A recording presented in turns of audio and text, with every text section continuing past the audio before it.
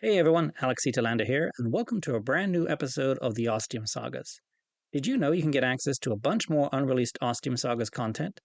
It's easy, just become a supporting patron at the $5 level and above on the Ostium Network Patreon at patreon.com/ostiumpodcast. On our Patreon, you'll get access to many new episodes of the Ostium Sagas you haven't heard before, as well as a bunch of other bonus content. Once again, that's patreon.com/ostiumpodcast. Now, I'd just like to thank some of our new patrons for supporting the Ostium Network. Thank you to Rob, Jedia Care, Bobby, Maggie, and Liloberry for supporting us. We really appreciate it. Okay, let's get this Ostium Sagas episode started, shall we?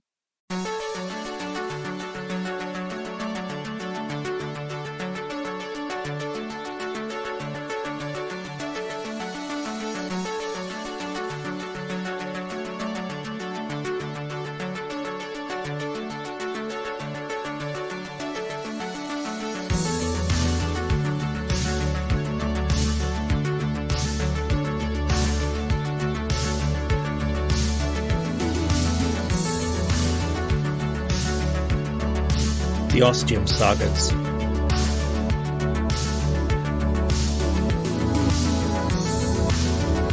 '41, Saga 3, 66 MYA, Font 5.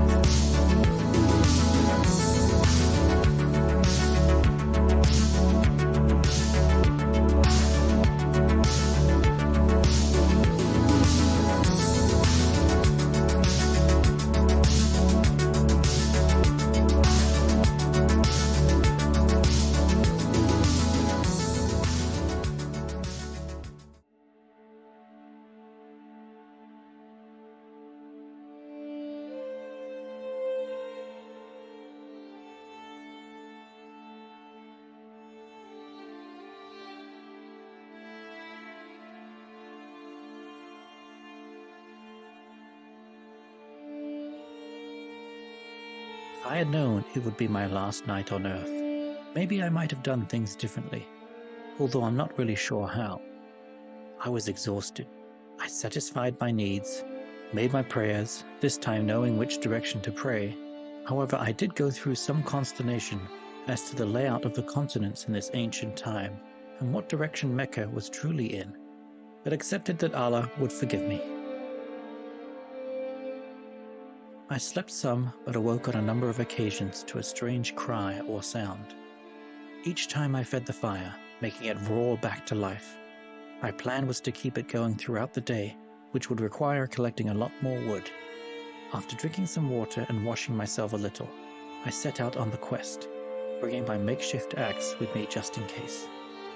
It was on my third trip out, as I loaded my arms with wood, that a creature burst out of the underbrush and came for me.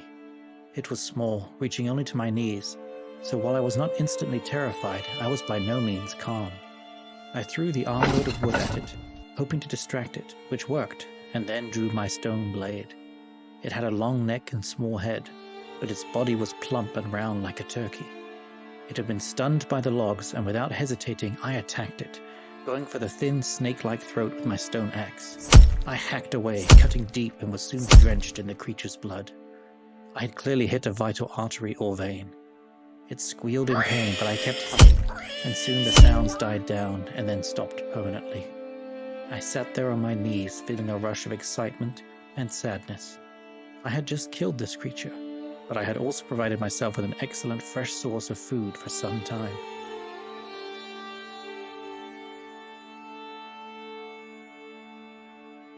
Grasping it by the neck beneath the mortal wound I'd dealt it, I slung it over my shoulder, feeling its considerable bulk thump against my back, and headed back to the cave. It took a number of hours in the morning, but eventually I was cleaned up with a fresh supply of water heating up, and proceeded to cook all the meat to avoid attracting any unwanted attention from the fresh kill, but also so that I would have food readily available now whenever I wanted it for some days to come. I collected more of the large leaves that had made for a comfortable bedding last night, and was about to wrap the meat in them when I stopped. What if there was something on the leaf that could get me sick? It just wasn't worth the risk, so I would need to wash them thoroughly first, which required more sterilized water, which meant I would be taking another trip down to the lake. I made sure I had my stone axe, picked up the empty seed pods, and began walking back down the hill. I suppose I could have used seed pods by the lake, but it would require cleaning them out and all that. I kept a steady pace and had my eyes peeled for anything wanting to take a bite out of me. I felt instant relief when I made it to the water's edge once more. I filled each seed pod, hefted them up, and began making my way up the steep hill back to the cave. I was certainly getting my exercise here, I thought. And that's when it happened.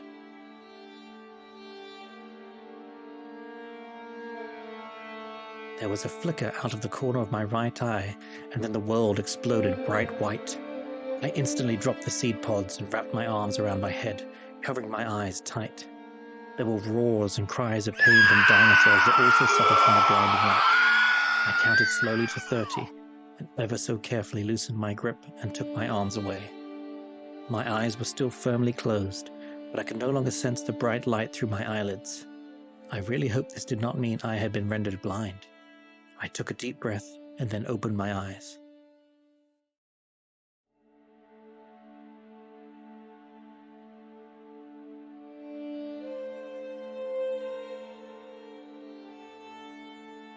I let out a huge sigh of relief. Other than some annoying after images temporarily singed onto my retinas, I could still see just fine. I didn't want to think about how doomed I'd be blind out here in the land of the terrible lizards. I waited a few moments for any further flashes or other events to occur. There were none. But I would now have to go back to refill the seed pods, as most of the water had been lost when I dropped them. With them in hand, I began walking back down the hill once again.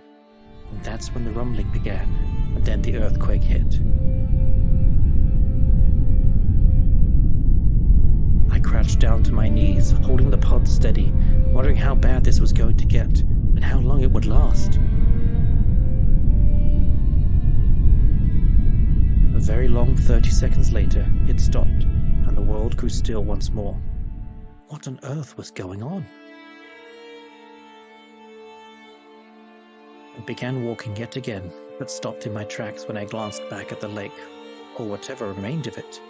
The water was receding at an astounding rate, as if the lake had a great big drain and something had just pulled out the plug, so the water was now running out somewhere. There were fish and all manner of sea creatures left gasping in the air. Then it dawned on me what this all meant. If the lake had receded, it meant it would return soon, at a terrific speed, and most likely in the form of a tidal wave. I turned and ran back up the hill for the cave, the sea pods of water abandoned and forgotten.